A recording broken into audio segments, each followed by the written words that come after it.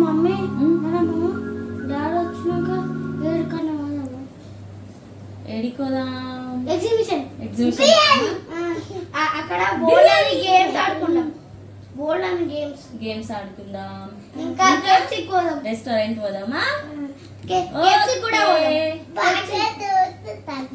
okay done done done తిందాం పప్పు వచ్చినాక చెప్తే ఎగ్జిబిషన్ కి రెస్టారెంట్ కి తీసుకుపోమని ఓకేనా డన్